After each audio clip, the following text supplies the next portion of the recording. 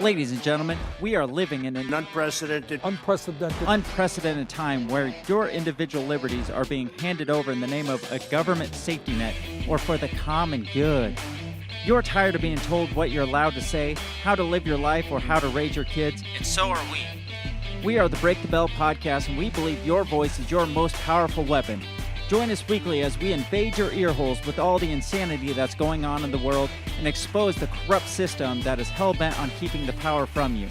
You can check out Break the Bell every Monday night, streaming live on YouTube, or listen wherever you can find podcasts. Check out Break the Bell, and most importantly, never stop talking. This episode will be completely taken out of context. Welcome to the Fact Check This podcast. Let's just start doing that. It's like zooming in and out on its own. Dark Tom Woods, I tell you. Crap, why am I? Patrick, Liberty Weekly, his does that sometimes. Like, it's really weird. And he just has, like, background behind him like I do. Like, I don't know why. Yeah, it's the strangest thing. It just started doing this. Oh, is that it's involuntary right now what it's doing? Yeah, I have no control over that whatsoever. It's like it's trying to follow my face. Oh, that's. Is there an autofocus that you can like turn off? Yeah, I thought that it's turned off. That's the problem. It's like the follow the face features turned off. The autofocus is turned off. Can we make this racist somehow? Because I've heard that camera focuses are racist, and there's a Super Bowl commercial that's all about this. I am a quarter Sicilian, so yes, that's obviously putting the black man down. So there we go. The slightly tan everything man I do down. turns into either racist or misogynistic. Like I just can't get away from it. Apparently, when I'm on, it's going to be misogynistic. That's the policy. Keep them guessing, Amanda. Yeah, really, seriously. All right, Fact Check This podcast. I'm probably just gonna run all of that as like the intro. I'm not even gonna start it. Yeah, like just keep it in there. Just like edit it. I like the kind of soft open anyway. Like instead of having a real opener, like just bring it in the middle of the conversation, and then everybody gets to feel like they were being involved. Rogan style. Yeah. So I'm rejoined by Amanda today, who's trying to supplant Jim and Mark as my most frequent guests. And then we've got Eric, who I've been on Eric's show once, and then I'll be on Eric's show again this upcoming Thursday. But Eric has not yet been on my show, so that's the first time for Eric. He's going to pop my Fact Check This cherry, as it were. Ooh. Well, he'll be gentle. I won't be, but he will. I'm always gentle. Well, the trick is you're supposed to like bite the shoulder to draw my pain away to somewhere else. Amanda got that joke. Pull the back of the head. Amanda got that joke. That's all I needed right there. I'm done. See you guys later. Fingernails in the neck. Yeah. Yeah. Well, so today we're going to review an article, and I've kind of gotten to enjoy doing this. Just throw an article out there, say who wants to come look at this and talk about it, and then just do with it what we will. That's right. That's the best way to do it. It's been kind of fun. I'm really, instead of doing like typical interviews, I feel like this is more the direction I want to go with this, because I was planning on kind of shifting things around and changing things up for 2022 anyway. And this feels like a good direction, especially because I've gotten to where COVID doesn't interest me anymore. I'm just burnt out on it. I'm sure y'all probably feel that, especially as much as we're all on Twitter. Like, you've got to feel that. How privileged you are to be in a position where COVID need not any longer interest you. Yeah, we got to pour one out for Amanda living over there in California. So. Yeah, UCLA. And not only that, but I already live relatively rurally and going to be moving even more rurally where it will affect me even less. So, yeah, it's pretty nice. And I really do feel bad for you and everybody else in California, New York, all the places that are still just living with this as if it's still April 2020. Like, that's got to suck. But I'm working on it. Yeah. I'm in a position in my life where it doesn't affect me and I just don't want to talk about it anymore. And I really do like finding things that I think are interesting, like news articles and pieces and stuff, or like today's topic is a article from The Atlantic called "Kids Have No Place in a Liberal Democracy," and we'll pull the article up here in a second once we get into it. But I really like finding these things, especially when we get one from like Washington Post or from The Atlantic or Salon, some of these typically more leftist news outlets that they'll have good information in them and they'll have good content. And like for this one especially, I actually really like this article. I didn't agree with everything that the author had to say. I didn't necessarily agree with all of the positions that she takes on it or the way she kind of prescribes some of this stuff to like libertarian idealism with bringing up Rothbard through a portion of it and stuff like that. Like I don't necessarily agree with all of it, but I think it is good information and it's actually a well-written article and I found some value in it. So I like reviewing these kind of things. And it's always more fun to have somebody on who you can bounce ideas off of. And today I get 2 people to bounce ideas off of. So everybody already knows who Amanda is, but Eric, go ahead and introduce yourself and tell us what you do. And then we'll just kind of jump into this thing. Yes, I am the host of the mildly popular Rebel with a Cause podcast. It's available at every podcatcher you can think of, YouTube, Rumble, and Odyssey, of course. But I like to get people like Justin on, and we shoot the shit for a little bit. We kind of this webcam's gonna just it was just gonna get closer and closer. I felt like it was in Zoom. Nobody wants to be that close to my face, Logitech. Jesus. So yeah, we like to have fun conversations. I like to do what's called the back porch episode, where it just sounds like a couple of guys hanging out, drinking some brews, and maybe barbecuing something. But yeah, it's a pretty fun time. I'll have to get Amanda on at some point. Love to. I'd love to. I'm an absolute podcast media whore, so anytime, just hit me up. Sounds good. Hopefully by then I will have figured out the what Dark Tom Woods has done to my webcam. Because I'm literally not moving. I am trying to stand. I'm loving this still. right now. Yeah. So we're just gonna roll with it and try not to laugh too hard every time it happens. I want music as it zooms in, like the silent scream kind of motif going. It's a very, very Hitchcockian type of thing. Yeah. Yeah. See, this just cements why everybody should be watching the video of these episodes and not just listening to it on your favorite podcatcher. Like, don't quit giving Spotify and iTunes and Apple Podcasts or whatever your attention, and you should just be watching it, preferably on Rumble or Odyssey. Even BitChute is okay. Not YouTube if you can avoid it, but yeah. BitChute, don't worry, that video is still processing. So I'm glad other people have had the same experience. It was like the number one reason why I got off of there. It's like you upload something that was like maybe 30 minutes and it's like 4 hours later, it still says processing. I was like, what is there left to process? So I figured out the best way to do that is I would upload a video right before I leave to go to work, and I work a 12-hour shift. So by the time you come back, it's like magic. Yeah. Right. By the time I get back, it's processed and everything, and I didn't even have to worry about it or think about it or sit there and refresh it for 7 hours straight, wondering when it's going to finish processing. It took care of itself at some point. So it's like a crock pot. Yeah, the trick. Crock pot podcast. BitChute is the crock pot of video platforms. You just stick it on there, walk away, forget that it exists, go for a hike. What's something else that takes like 10 hours?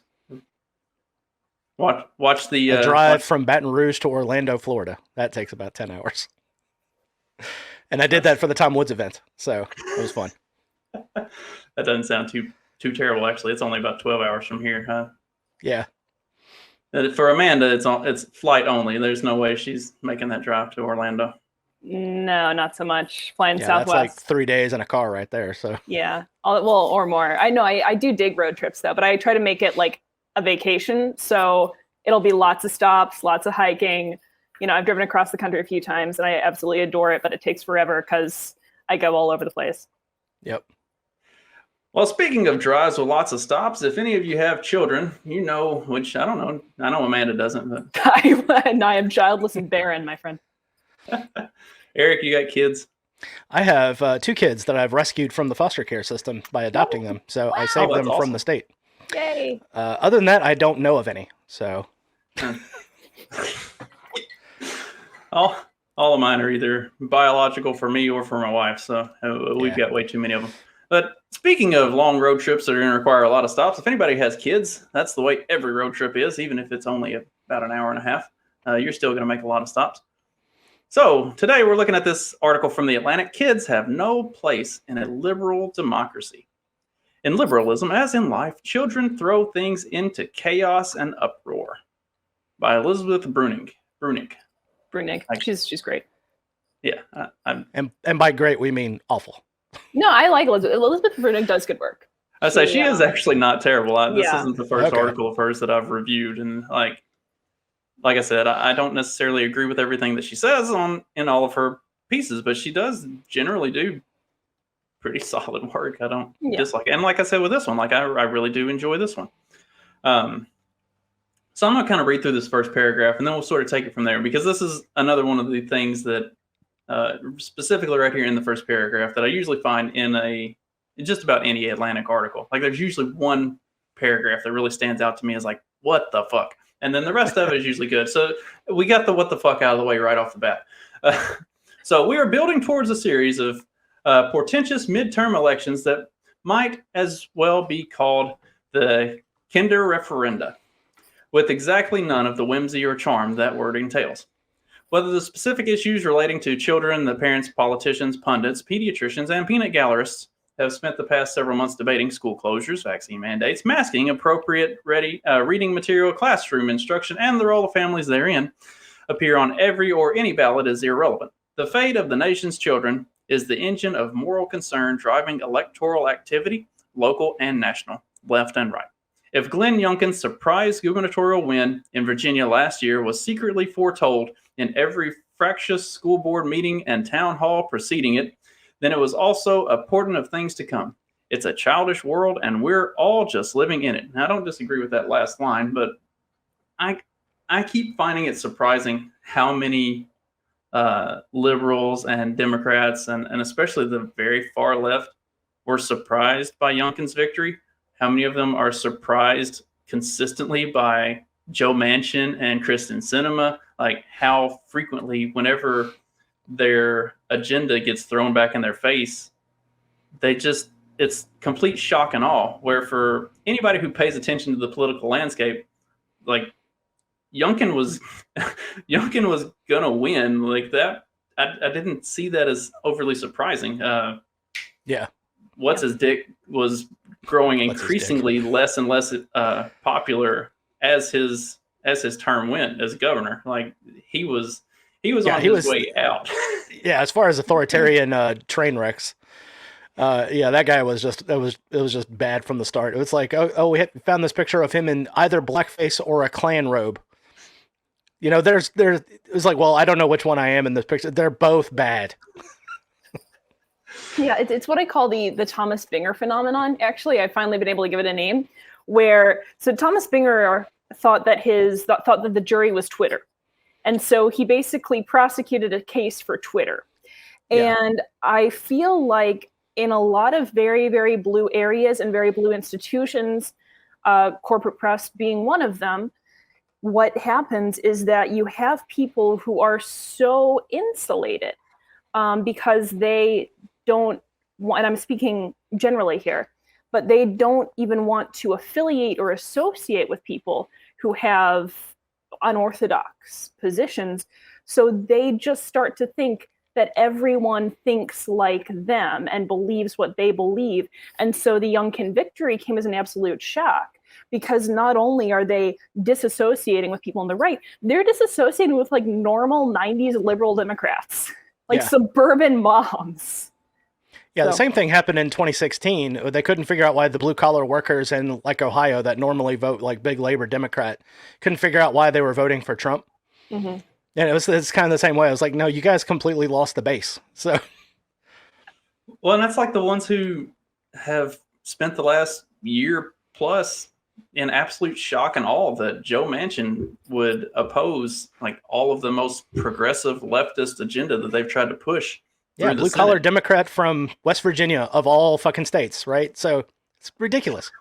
Right, like if you just paid attention to literally anything that he's voted on for his entire political career. Like, you knew that was coming. You shouldn't have expected him to just suddenly saddle up with fucking communists. Like, that's not who he is. And he's never made it a secret. That's the funniest thing, is he's always said, no, I'm not going to vote for this. I don't like this. Guys, I'm not going to support it. And I was like, where does Joe Manchin stand? He's a mystery. He's a complete mystery, because we haven't listened to like 2 minutes of a speech that he gave, you know. Wrapped And inside of it. he was that way when Obama was in office. He was that way when Trump was in office. Like, it was part of why I was all in favor of getting the 50-50 split in the Senate, which I've said a handful of times now. But like, I was very in favor of this 50-50 split in the Senate, because it set this up perfectly, where you got to see Joe Manchin just swing his dick around and wreck everything. And like, it's the most beautiful thing ever. I've gotten my wife over the past couple of years to really start paying more attention to politics and stuff.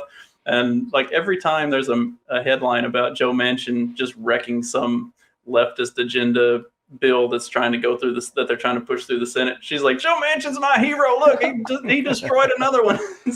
Well, and that's the thing too, is there are, I know, I've heard from multiple people that there are a lot of people, and there are a lot of senators, a lot of Democrat senators, who do not agree with the extreme leftward agenda. And they're just happy to have people like Manchin and Sinema covering for them, so that they don't have to go out there and take the arrows.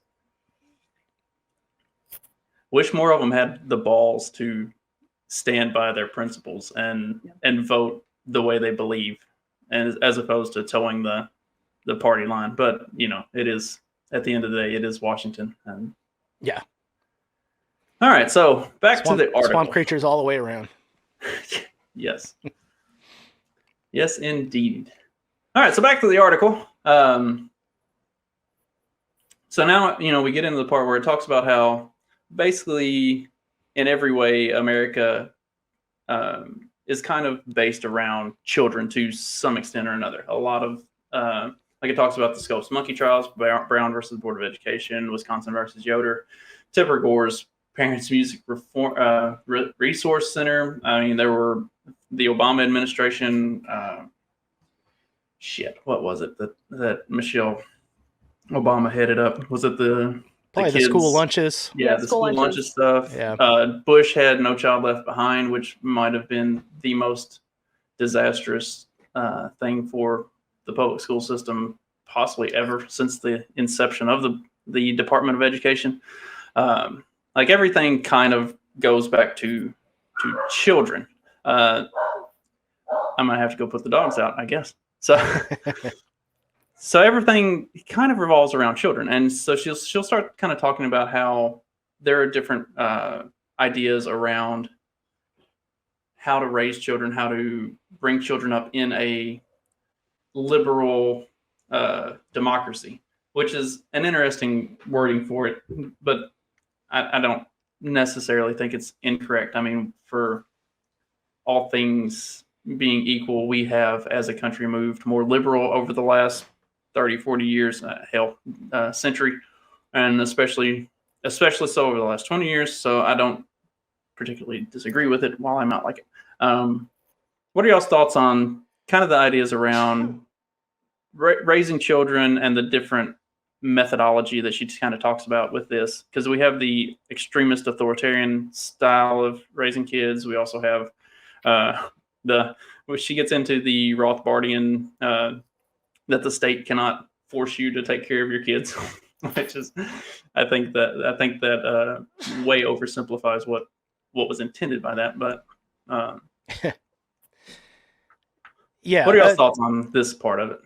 Well, you know, I'm 42 years old, so I have been hearing this is for the children literally all my life. That's every single politician, when they get up there, they're starting making their campaign promises that they have no means or ability to actually keep. It's always been, it's for the children. So that's why I always kind of laugh when I hear people like Nancy Pelosi, and it was like, oh, we're keeping mask mandates in place in the schools because it's for the children. We don't want the children. It's like, well, look at the numbers. The children are getting sick. You're doing this because of a teacher union said to, you know? So yeah, I've heard that same song and dance for a long, long time. So I want to visit a couple of the methods that she addresses, or a couple of the perspectives that she addresses on child rearing. The first has to do with this argument about, so liberal states, authoritarian families. I think in a way, the argument about children being reared by authoritative parents, growing into adults capable of exercising these virtues in the civic realm, I think in a way that makes sense, but not in the colloquial sense of the word authoritative. And in fact, this is that this presages this kind of misreading of Arendt that comes in a couple paragraphs later. So when you think about authority, the actual meaning of authority has to do with this auctoritas, and Arendt writes about this in What is Authority, where it goes back to a sense of values or principles or founding virtues. That's the authority. Then you have the auctores, who are designated with the responsibility of upholding and perpetuating that respect for the authority. So if we want to translate this into US liberal or democratic republic, maybe the authority would be the Constitution. And then people who are auctores, ideally, those are those are lawmakers. And in the private realm, those are parents and and other figures. So when she then writes about what Arendt in The Crisis of Education says, it's more that people are abdicating authority, yes. So she gets that right about Arendt, but I think there's a misread of what Arendt means by authority. So people are abdicating this set of core principles and virtues and societal principles, societal purposes that we're supposed to be teaching people to uphold. And in place of that, we're just trying to make the authority figures the authority itself. That contributes to a loss of cohesive self-narrative, that contributes to a loss of cohesive identity and social identity. So that was one thing that I wanted to say about the authoritative parents and what that may or may not mean. And so, I guess, so this, the authoritarian style of parenting, it kind of, I guess it didn't sit particularly well with me. Like for my own personal parenting style, I am fairly strict, but in a very loose sense, if that makes sense. So I've talked about with my management style is a similar way. Like I have very specific expectations that we need to accomplish as a team on the job site or whatever we're doing. I'm the same way with my parenting. I have very specific expectations of my kids. How you go about getting to that, I could not possibly care less. Mm-hmm. I am extremely loose and freewheeling. As long as it's done, I'm fine with it. So, this sort of, at least for the way I was reading it, it almost breaks it down into either you are uber authoritarian and you dictate everything, or you're not at all and you go the completely opposite direction. And I don't feel like those are absolutes of parenting.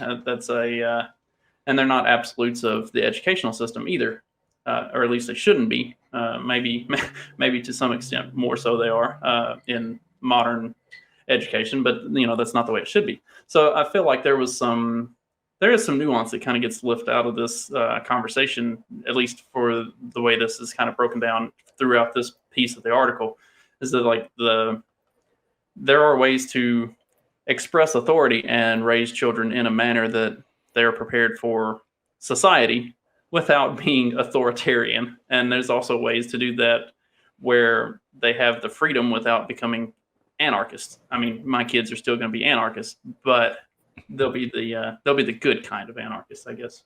Well, what I think you just described about your parenting style and your leadership style, it would be authoritarian in the true sense of the word. But of course, it rings so weirdly to say that.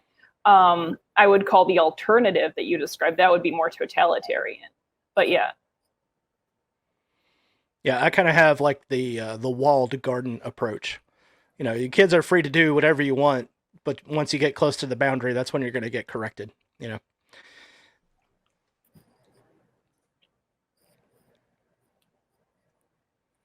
All right, so we have arrived at the At the shit paragraph. the shit paragraph. Liberalism has its strange entrance to the much venerated libertarian economist Murray Rothbard, perhaps something of a liberal extremist, refused to accept that free and equal individuals in an open and fair society could place such absolute demands upon one another simply by being. No man can have a right to compel someone to do a positive act, Rothbard writes in The Ethics of Liberty. Thus it follows, he concludes, that a father may not murder or mutilate his child, and the law properly outlaws a parent from doing so. But the parent should also have the parent should have the legal right to not feed the child, i.e., allow it to die. And the law therefore may not properly compel the parent to feed a child or to keep it alive. No obligations, no responsibilities, no authority, and not a lick of sense. Well, I think she takes it out of its intent, and that definitely doesn't make a lick of sense. You want to break this down a little bit and put it into a better, maybe a better context that, I don't know, probably for anybody listening to my show, they're probably more familiar with Rothbard than the typical Atlantic reader, but who knows, we might catch a few strays that see the topic here and jump in, want to hear about this.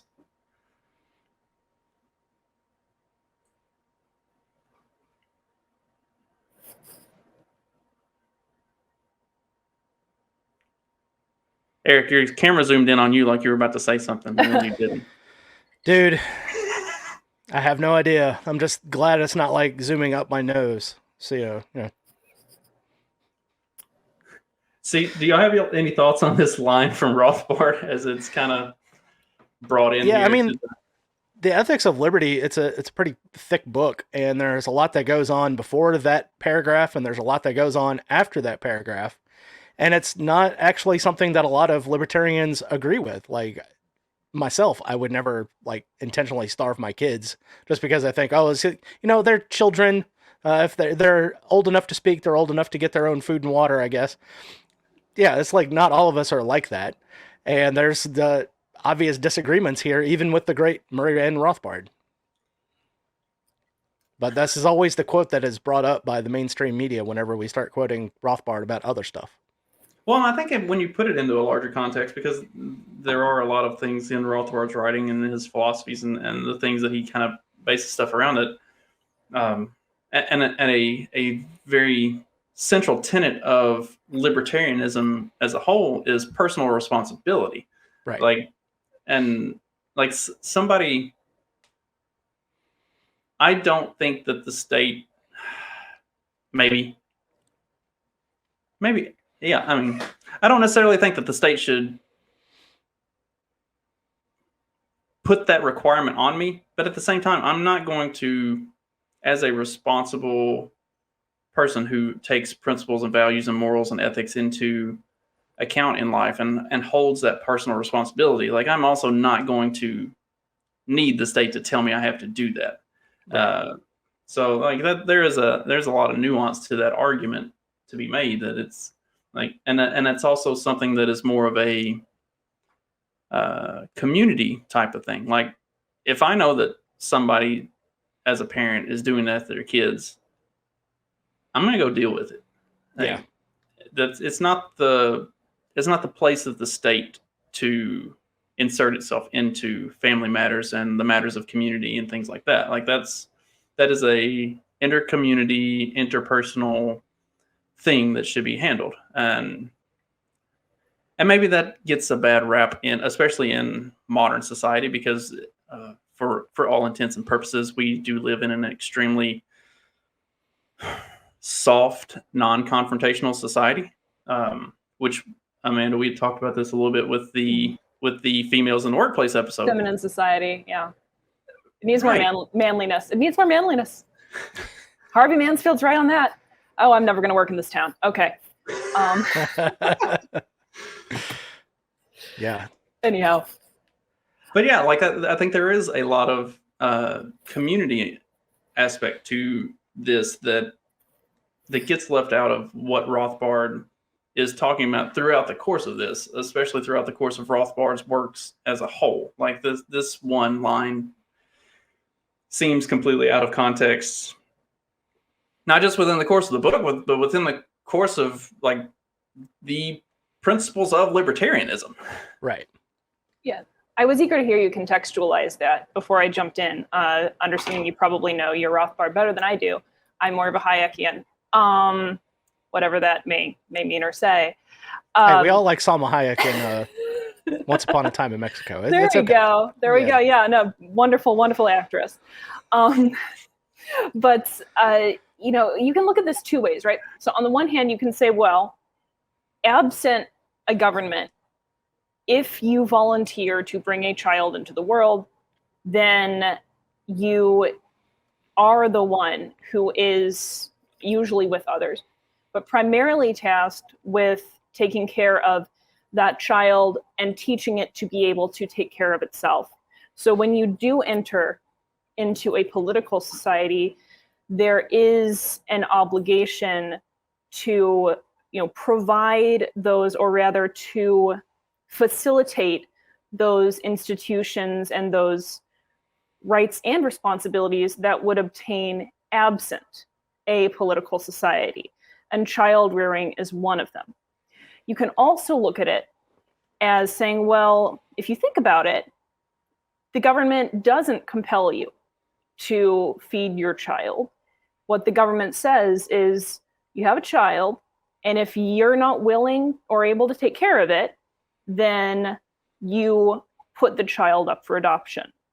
Yeah. And so in a way, we do have those institutions that are protecting a child's natural rights without, some would argue, infringing on a parent's right not to feed their child, although that is a very extreme case.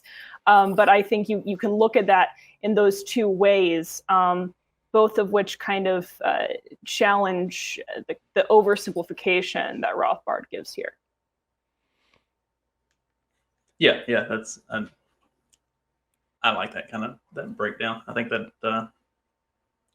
it is there's a lot of nuance to the arguments to be made there, but yeah, to put it in just the very blunt context that it's used for this particular article, which I guess libertarian has been a nice buzzword to attack here lately, since the left and the right have both proven themselves to be increasingly unpopular, and probably the most prominent alternative has typically been the libertarians. And for as terrible as LP National has been for a long time, we have still managed to carve out a little niche in the political landscapes, in spite of ourselves at times. And if anybody jumps on Liberty Twitter at any given point in the week, you might catch half a dozen different pure cancer. Don't do it. Yeah, half a dozen different arguments over some of them just dumbest shit you've ever seen. But yeah, that's part of our appeal, is we're all a bunch of anarchists that like to fight about shit. So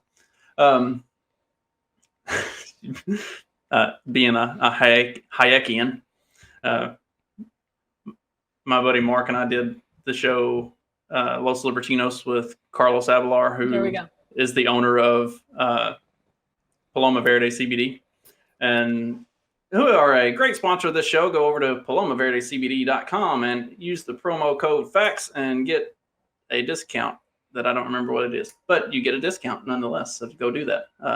Plus, he has really good stuff. I have a whole shelf full of it that I use regularly. So, but he had a conversation with Andrew Koppelman, who has written pretty extensively, basically bad-mouthing libertarianism at every turn. But Koppelman views libertarianism as more of a Hayekian thing than a Rothbardian thing. And so Carlos asked me if I preferred Hayek or Cruz? And I got really confused because I was trying to figure out how to compare Hayek and Ted Cruz, or if he was even talking about Ted Cruz. Tom Cruise. Cruise. As it turned out, Terry Crews. Penelope Cruz. Penelope Cruz. Yeah. Ah, gotcha. He was talking about Salma Hayek or Penelope Cruz. And I was just taking it in the whole completely wrong direction. I was trying to figure out how. Can we get another Latina actress with the last name Rothbard just so we can completely melt people's brains? Or a Mises too. That would be great. Yeah, or a Mises. Yeah. Yeah, that would be perfect. So yeah, I took that question in a completely wrong direction. But the obvious answer is Penelope Cruz from Vanilla Sky, definitely. So anyway, moving on with the article, since I took us on a sidetrack there. Oh, I guess I could pull. That's what we do, man. We run off the rails and then we never come back. That's the way these go, and we didn't even have Jim here to do it for us. We just did it on our own. It's like a California train robbery. Yeah. So we get into the next kind of Amazon package left undisturbed. So if liberalism as in life, so in liberalism as in life, children throw things into chaos and uproar, and believe me when I say I find this to be one of their many charms. I'm a bit too OCD, and so that I don't find it all that charming, but I have plenty of those kids, so I guess I don't have a choice but to find it somewhat charming. So they make a mess of things, they break the rules, they test limits, they create situations, to put it lightly, wherein adults behave in ways they wouldn't normally. Now, is this clearer than in schools, which is where all of these philosophical problems manifest as screaming matches at town halls, or in a lot of these cases, school board meetings. So it would be one thing if, I'll go ahead. No, I was just going to say, isn't the point of liberalism, though, that you have all these innovations that thereby throw things into chaos and uproar and make a mess of things? Like, isn't that creative I mean, it's not creative destruction, but that's disruption. That's innovative disruption. Children are liberalism. Children are the products of liberalism. I think that's cool because I like innovation. I like innovation that perpetuates innovation. I don't think you can have a better example of that than procreation. But yeah, I just thought, oh, well, that's actually an apt microcosm of liberalism and liberal society. And see, that's what I kind of thought was interesting about this article was the use of authority and authoritarian stylings and stuff like that, especially where education is involved, especially as much as as highly as she thinks of liberalism and the ideas and ideals of liberalism, because like we should not be, if we're doing liberalism right. In the classical sense. In the classical sense. Yes. Right. And I mean, I would say that's the argument that she is attempting to make throughout this. Maybe not always well, but I believe classical liberalism to some extent or another is what she kind of bases a lot of this argument around.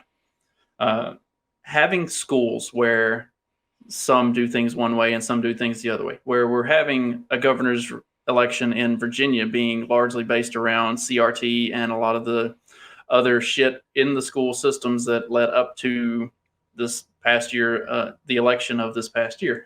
A lot of the things that you're seeing with school board arguments and fights over mask mandates and what have you, curriculum, banned books, which I did a episode about not too long ago.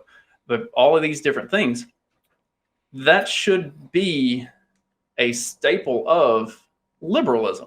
Like, these things are healthy for society. Arguments and discussion and dissension and all of these things are supposed to happen in a truly liberalistic society, because then you have the push, you have the things that you find out what works and what doesn't, and it drives innovation and improvement, and you see what's working. Like a lot of times, it feels like some of what this gets back to is having a more rigidly structured state form of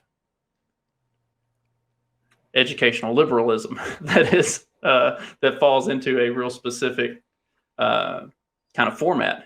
And that's not liberalistic in any way, and at least not in my opinion. I don't think.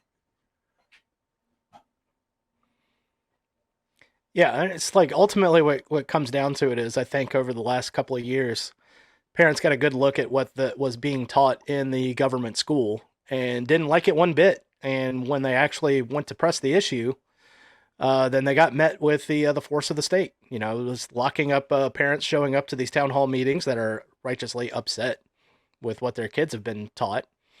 And, you know, obviously people are going to butt heads about it. And the ultimate takeaway is, you know, don't send your kids to a government school. If you send your kids off to Rome, they're going to come back Romans. Well, that was a very anti-Italian sentiment that you expressed, and so I can only assume that you were. I'm of course Sicilian. I know. Well, no, Sicilians do hate Italians. You're correct with that. That's right. Because I've briefly lived in Italy. It's lovely, but anyway, I want all parents to have those resources, and I think one of the problems, and Corey DeAngelis is great on this, is that we fund systems rather than students. Whereas if we were providing families the money or the funding, if we're going to fund education, then we provide families that funding so that they can then send their child to the school of their choosing, at the very least, insisting on open enrollment, whereby you have a family that's able to send their child to any school within a certain geographic vicinity, as opposed to, no, you live in this gerrymandered zone, and therefore your child has to go to this really kind of crappy public school that's further away than the better public school, but we had to do this way because of random boundary drawings and something about my political well-being depends on your child going to this crap school. I don't want to be. I live in Louisiana. Tell me about it. This was my middle school experience. Honestly, I was in a public school system that's supposed to be one of the best public school systems in the country, and was in the zone for one of the worst public schools within that district. So it was a danger zone. It was not very good. And it was horrible for all kids. It wasn't horrible because it was horrible for me. I think if we have funding for students, not systems, we eliminate those problems. But, you know, that's another tangent for another time, I suppose. I'm big on education reform, and I think there are ways to reform education without going fully anarchic as it relates to education, which scares some people. And if I'm being honest, you know, I'm not ready to give up on a kind of almost like an education. I don't want public schools to be the norm. But I would like there to be some kind of backstop for families, or some kind of default. But what I would want to see is competition within the public school system much more than there is today. So yeah,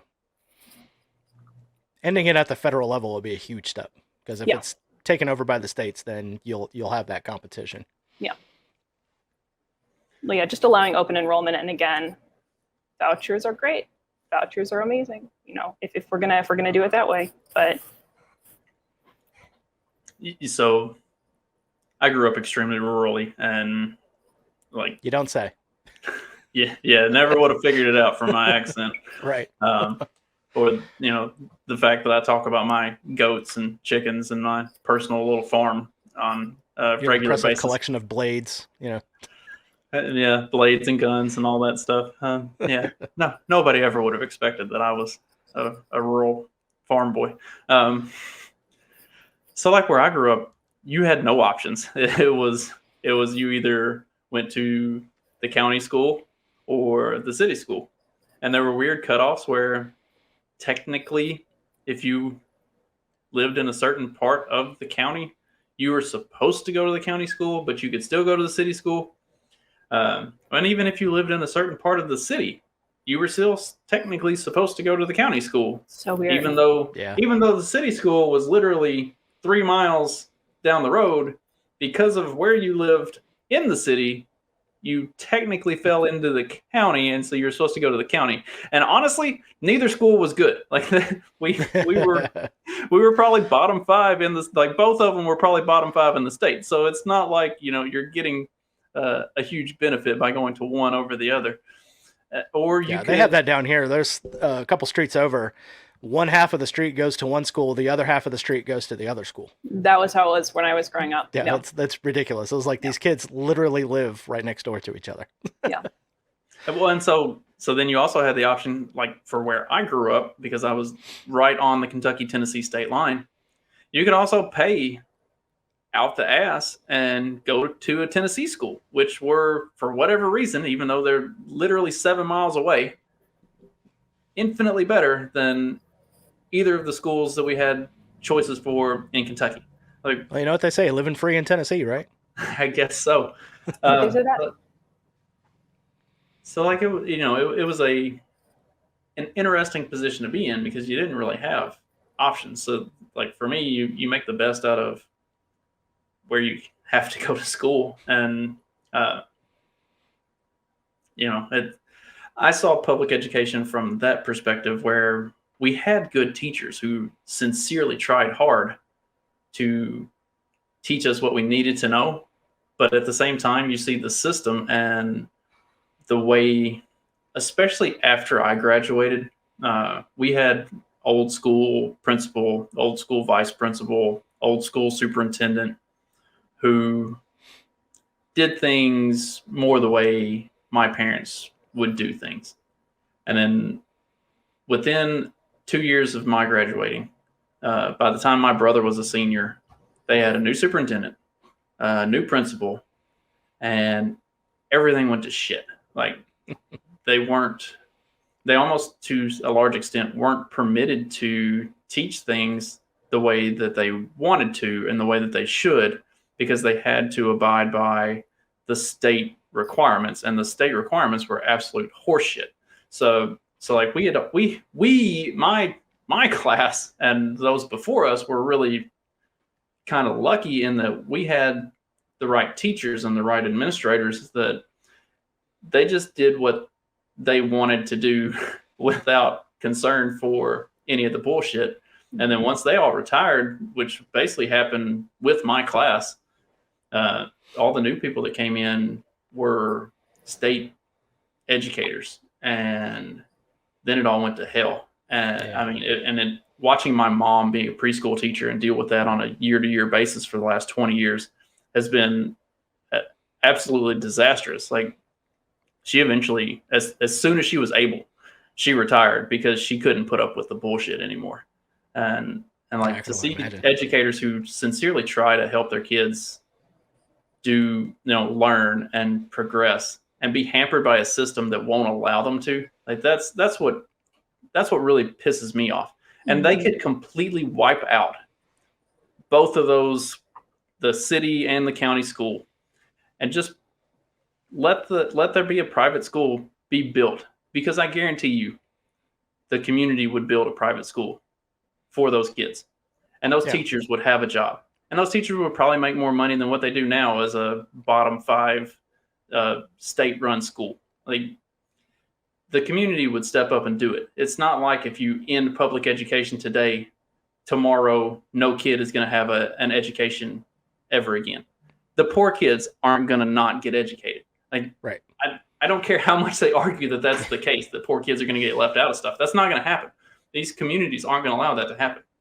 Yeah, it works in India because they have over 1 billion people there, and not everyone can get into a government school or a really expensive private school. So there's poor parents that all band together and they do like a basics type of education over there. Now, it might not be like up to standard like we're used to over here, but out of necessity, they do have to teach their kids. And, unfortunately, if you got everybody working in the family, and there's a good way to keep the kids off the streets during the day. Yeah. Well, and what's the value in what's the value in the standard that we have here now? Like, right. How many people that work for me that are making $100,000 a year don't use anything that they learned in high school? Like, literally nothing about our job requires a high school education. Like, You can Yeah, learn. and I'm in civil design. I can tell you right now, I don't use any of that stuff. So Yeah, like none of those guys learned how to drive a fork truck in high school. yeah, they're not forklift certified. Yeah, like that's not happening. There's something to the sociability provided by a high school, or just not even high school, but just like by an education, by a standard education, that I think does redound later into life. But to your point, you know, I don't want this. Well, I don't want what we have now to be the standard, because the standard is clearly broken. And again, I want to see that replaced with systems, or you know, that will allow students to be funded directly and give parents and students choice in curricula. So yeah, I agree with you there. I'd say so. I want to touch on that a little bit too. So talking about the social interaction side of it, like my granddad, I think my granddad played basketball his freshman year of high school and never went back after that. And he went on to be sheriff and was, if at least judging by the turnout at his funeral, he was an extremely well-liked person. And you know, with no real formal education up to that point, you know, past basketball his freshman year of high school. And, you know, even prior to that, it was, you know, a little schoolhouse on the corner type thing. It wasn't, you know, big public schools. So socialization and stuff like that, especially if we were to break it down, and it could be a community-centric type of privately funded educational institution, or not even institution, but just community-run education system, you're going to get, I think actually probably in those situations, you get a better social interaction, because you're going to be around the people in your community, like not just the kids, but more adults from your community. Like, I don't know how many of the teachers that were,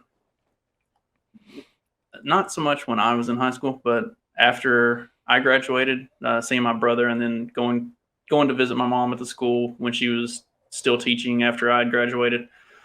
A lot of those teachers don't live in the community. They drive in every day. They're not active members of that community. They're not in the hood hanging out with these kids every day, you know, making sure that they're doing what they need to do so that they can be on the football team and so that they can be on the basketball team. They're not in that community, like going and doing home visits with teacher or with parents and talking about, like, this is what your kid's doing well at, this is what your kid's not. They're not.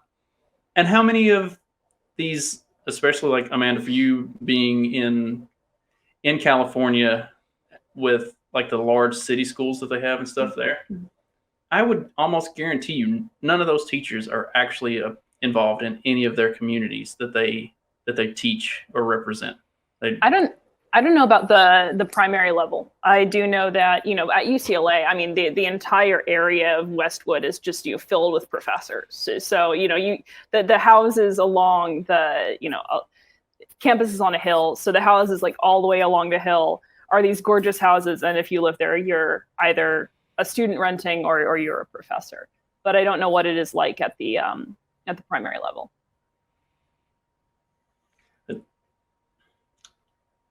See, I'm not sure. I would assume probably parts of Louisiana are similar to a lot of the parts of Mississippi that I lived in when I was down there, where you have the state-run schools and the teachers are like brought in on Teach for America and different educational type programs.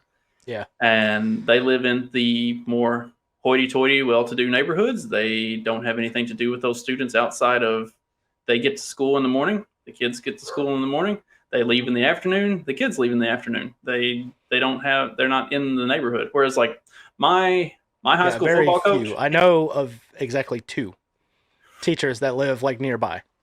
That's my high and they're school more football coach involved lived right than down the the road. others. So yeah, they're more involved than the others. You'll actually see them at community center events and stuff like that. But, you know, very rare that happens around here. And I think that's a serious problem in public education, is that the teachers are not actually part of the community. Like I said, like my high school football coach lived down the road, like literally right down the road. He He still does. Like when I go home to visit my parents, I can walk to his house. Like we had one of the basketball coaches lived in town in the hood, like just a nice, well-to-do white dude who bought a house in the hood because he was a basketball coach, and like that was his community. That's where he needed to be around his students and his players, and like you don't get that in public education anymore. Like I said, I don't think any of the teachers that are still at the school actually live there in town. I think they all drive in from bigger cities, and like they're not part of that community. And that you lose a lot with that. Whereas if you have a private school that's more community centric, you get that, and then that creates this, what the article is talking about, where you have a more liberalistic methodology for the educational system, where they're getting more ideas and more things, and it's more community centric and it's more involved, and it creates that environment for learning and growing and bouncing ideas off of each other. And you don't need an authoritarian government style of Department of Education that pulls the strings on everything. It would create a better communities. I feel like I went on a rant there. Education is watching my mom teach preschool for 25 years, and just the disaster that the state-run preschool programs are. It pisses me off to no end. And like everybody, all of my teacher friends are like, you just don't want us to get paid or whatever. I'm like, actually, I want you to get paid a lot more, and I don't think the state is ever going to do that. I think that we should do away with the state so that you can get paid. Like I don't hate teachers, and I don't hate schools. I hate the Department of Education and the way the state runs those things. Right. And again, if there was no federal oversight over public schools in your local area, teacher pay would go up, because then you're not paying administrators and making sure everyone's in the buzzword compliance with X, Y, or Z. So a lot fewer overhead costs. Yeah. But in general, I think the argument about children that's being made by Bruenig in this article, it really is. It's not children. I mean, it's everyone. These are people in liberal society. We're articulating an issue with humans in a liberal society. And I don't think she's doing this on purpose. And I don't really even think she's doing it knowingly. But there seems to be this looming specter of a straw man, the atomized individual ideal. And liberal society doesn't strive for that. I don't think libertarians strive for that. I haven't met a single libertarian who is not to some degree community oriented and wants to find, and is a libertarian precisely because they want to find meaning in community outside of the state, and outside rather of state imposed strictures and regulations and fealty to whatever strictures and regulations. They want to create those ideals and senses of authority outside and beyond, and like in the relationships that exist before and go beyond the government. So I think we're in this. When I was reading this article, I got this sense of, again, a straw man type of figure that believes that, well, really what liberal society aims for is for everyone to just do their own thing and not care about anyone else. And then those other people are also doing their own thing. And I don't think that's really the point. And again, I don't think Elizabeth Bruenig's doing that intentionally, but what she's articulating is an issue about living communally that liberalism attempts to solve. Because prior to liberal ideas and liberal institutions, that problem of living communally was solved by totalitarian systems and feudal systems that just say, you go in this box and I make you do this thing, so then you don't get out of order and we can all coexist. And liberalism doesn't quite do that. And that's kind of the messiness that you get that makes liberalism what it is. Yeah, so here in like her closing paragraph, she kind of what you're touching on there. So libertarian or liberalism has its necessary limitations. Children can't be given free reign over their own affairs, though that would solve the riddle of their simultaneously helplessness and agency. And neither can they be relegated to the private sphere until adulthood, so as to elide the question of what to do with them in the public domain.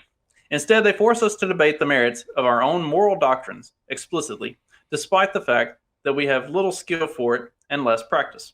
Children foreclose the possibility of living and letting live. They are one of the chief reasons we can't all just get along. They are people, both public and private, dependent and necessary, creatures whose very nature places demands, beautiful ones, upon others, drawing them up and out of themselves and into the world. So like that's really pretty language, and don't necessarily disagree with it, but it kind of brings up like what you're talking about. Like they're kids are messy things, and liberalism. Maybe she is right in the assertion that kids have no place in a liberal, whatever she said, in a liberal democracy, as the headline stated it. But I think that's maybe because of the way that liberal is defined throughout the article. Yeah. Well, Does that make sense? Yeah, and kids are the, my argument would be that kids are the microcosm of the people in a liberal democracy, and the creation that takes place in a liberal democracy that's both human and, objective. And yeah, the line that bothered me was children foreclose the possibility of living and letting live, because I would like to know what understanding of living and letting live we're working with here. Attending to others and thinking about others and creating other humans. Is that not living and letting live? That was where I kind of got this sense very palpably of that atomized straw man. But it's well written. I just would quibble with some of the presumptions about presumed alternatives, because I don't think we're getting those. So once again, libertarians arguing about semantics. Yeah. What else is new? And I mean, like I said, it's a good article. I enjoyed the article. The semantics are really the thing that that I have the problem with. I'm about to go kick the dog. Hang on. Don't Just kick live the dog. and let live, Justin. In fact, go thank the dog for warning you that there's a monster outside. I see. I didn't realize it.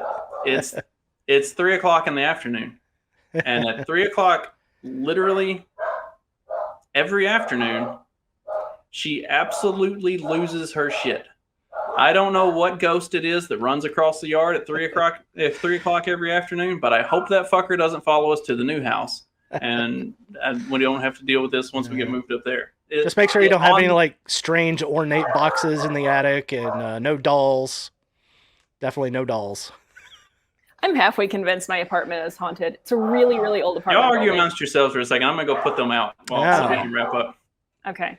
Yeah. All right, so now we're gonna get into the paranormal investigation portion of the show. No, I'll just like randomly have things that seem to that are placed in areas I don't remember quite putting them. And so I wonder kind of low key whether my apartment is haunted, but seems to be a kind of mellow ghost if it's haunting me. Just kind of doing things for shits and giggles a little bit. Yeah.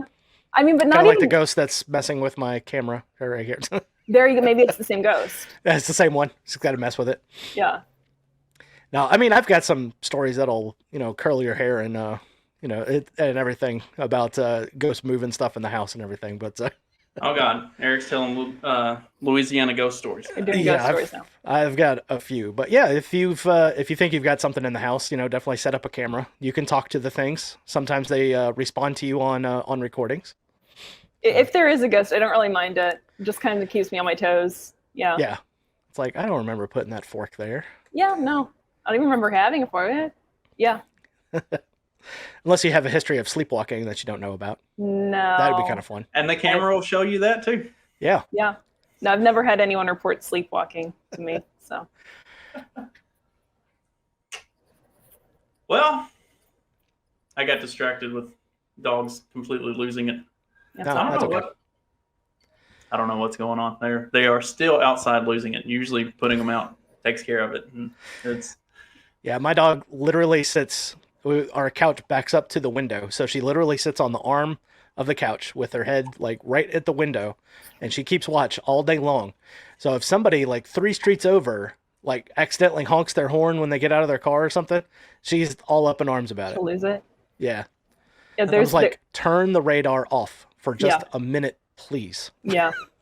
No, there are certain dogs around my apartment who will do that. Like at the slightest motion by the door, they'll start absolutely screaming and then just go on for an hour. Yeah.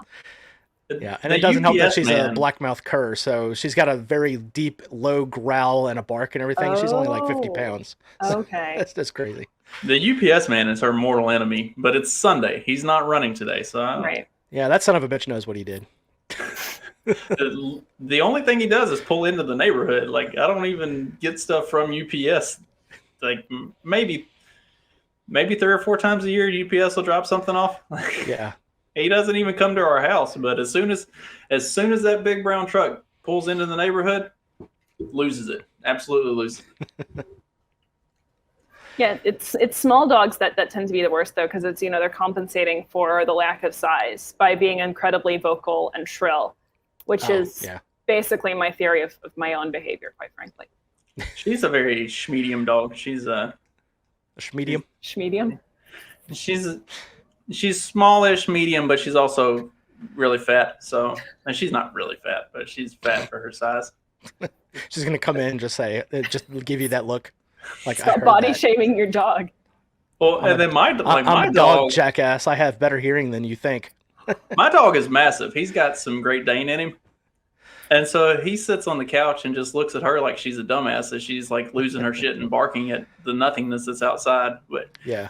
also, he's a little slow, so he might just be too stupid to figure out what it is that he should be barking at. But I love Great Danes. They're just giant goofballs. yeah. All right, we devolved into or changed direction and went into talking about the hairy children instead of the regular children. Although I guess some people might have pretty hairy children. No, just my son. He's 13, so let's Oh, get into that Mine point. too. How's that going for you? Amanda, would you like to borrow a couple 13-year-olds just to find out what adulthood or parenthood is really all I about? already have an inner 13-year-old, so I got my hands full.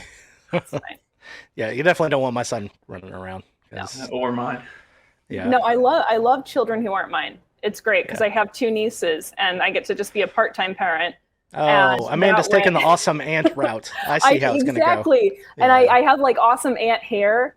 And the first time I ever met my 2-year-old niece, I was granted exclusive holding privileges by her. So yeah, it's fun to not be the disciplinarian and just have cool hair. Children will really Yeah. respect that. It's really fun. You get to hold somebody else's kid. And it's like, Yeah. okay, that's enough of that. Yeah. Here you go, back to mama. Oh, it's diaper is wet. I think this is a mom This is your job. thing. Yeah, no, this is mom does that best. Good. Love you. Yeah. All right, so let's wrap it up, I guess. Got any closing remarks on this? I think I feel like we actually pretty thoroughly covered it before I had to go put the dogs out. Yeah. Ultimately, it was a pretty good article. Although that's the one thing with Rothbard that it constantly gets brought up, and people actually need to read that entire book so they kind of know where he's coming from. But Yeah, That's the my- famous Colombian actress Monica Rothbard, right? yeah, Yep. My second favorite, right behind Salma Hayek. Salma Hayek. Do we do shameless plugs now? Yes, do our shameless plugs. Okay. Shamelessly plug everything. All right. Yeah, no, I have an awesome podcast made awesome by the fact that I co-host it with a wonderful guy named Maurice. It's called Civil Discord Podcast, and it's available on all your podcatchers. Downloading all the episodes as we speak, by the way. Awesome. So, wow. Enjoy that. Available in your ears as well as in front of your eyes, because we are now on YouTube, thanks to Justin, who's producing it. You can follow us on Twitter at Civil Discord Pod. You can also follow me at Ajax the Griff. I am temporarily private, but I will follow you back, I promise. So I'm going to get right on that, in fact. Yes, I will follow you back, I promise. Yeah. I think I'm already following you. Yeah. Are you? Cool. I just followed you right before I got on. Ah, okay. Yeah. Gotcha. I haven't really. He will not follow you back. You got a beg. No, that's actually the reverse of the problem I have. If you follow me on Twitter at RWAC Podcast, like right where you see over here, there is a high likelihood I will follow you back and then wonder why I did in the first place. So, yeah. But yeah, if you want to follow me on Twitter, it's basically the social media that I use the most. I'm also on float.app at Rebel with a Cause. Mines as well, although I don't really get on there. Getter, I mean, who cares at this point? You can find me on YouTube, Rumble, and of course Odyssey, all at the same name. But of course, check out one of my episodes. It's got all my links in my coin tree thing there as well. So. And BitChute, that first episode is still processing, but by God, it'll get up one of these. It'll be up there. Yeah, it'll get there eventually. BitChute is like, I think I can. The problem is if you do on YouTube, if you upload a video and it uploads and then it says processing, you're like, okay, cool, it's processing. And then you can just close it out and walk away. Yeah. With BitChute, if you close it out, once it hits the processing stage, then it just dies. Gross. So then you have to start the process all over again. You gotta leave that browser open. Yeah, so that's why you have to just like leave it open and walk away, go for a 10-mile run, 1990s internet rules apply. Go start up the computer, go get a pot of coffee made, make breakfast for yourself, go work out, come back, then the computer will be started. Go to Errol's. And then you can begin the process of dialing. Meet up with your local Dungeons and Dragons nerds and get into that for a while. Usenet groups. Remember Usenet groups? No, you kids don't remember that. Do a playthrough of Mass Effect. That'll tie up about 40 hours, and then by the time you're done with that, it'll be processed. I barely remember Errol's. I don't really remember what it was for. I just remember like my dad would sometimes take me to Errol's on the weekend. It was an internet related thing. Does anyone else have any memory of something called Errol's that was related to the internet? No. It was like maybe it was my first encounter with the internet was actually putting the phone receiver onto the modem to get a blistering 2400 baud. I don't know what that means. Yeah, you actually had to put the phone on the modem for it to connect to a dialer. And even text, like a 4 kilobyte text, would take forever to download. That's so strange. Yeah. My dad would come in to his office. I'd be on MSN Messenger chatting with my friends after school, and he would come in to his office and kick me off the internet so that he could receive a fax, because the internet line that hooked up to the modem was the same as his fax line for work. So if he was expecting to receive a fax, he would have to kick me off the internet so he could receive the fax. and then after the fax had come through and everything, then I could hook back up to the internet and continue to go on MSN chat rooms with my friends and talk about basically everything that we had just done during the day at school. Like it's not like we had deep conversations or anything. I remember it being a cool thing that like I don't remember having to not be on the internet for someone else to be on the phone, but I remember it being like a cool and new thing that we didn't have to do that. So, yeah. Asynchronous DSL. Yes, exactly. There we go. It has a name. Yeah. Former AT&T tech over here, so I gotcha. Okay. Learned all about it. Yeah. Sweet.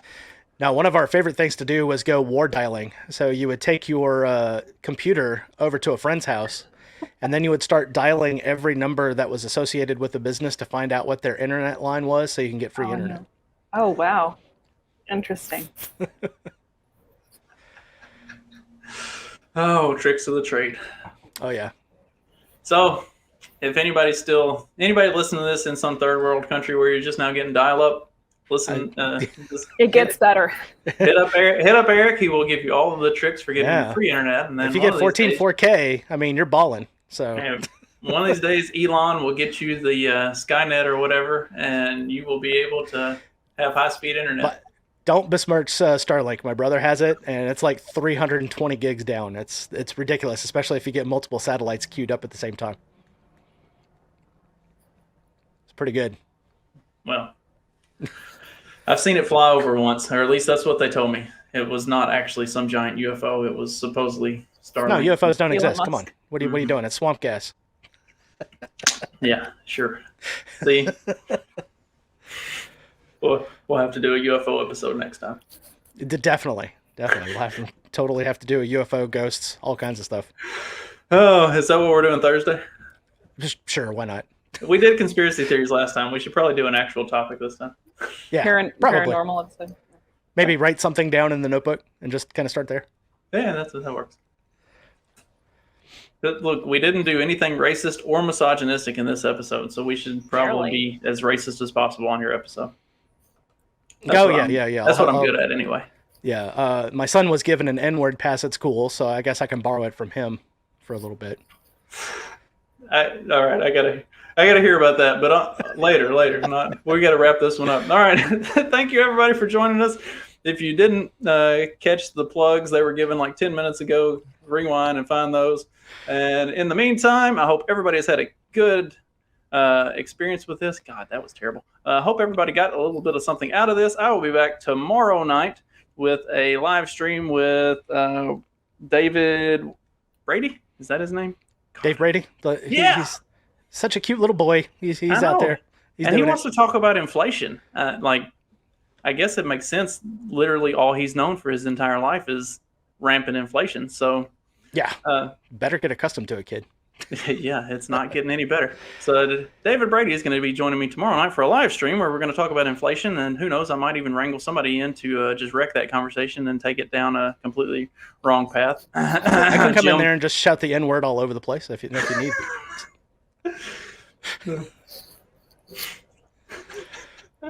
You know, that might not be a terrible idea. We'll talk about it. All right. So, hope everybody has a good rest of your day. Check back in tomorrow night. And if I don't see you before then, I hope you... Shit. Land the plane, Justin. Land the plane. You need a sign off. This is why you need a sign off. Yeah. I'm terrible about this ending stuff. Usually I just see it like I do for my morning show. I just say, oh shit, hit the outro. And then we do it.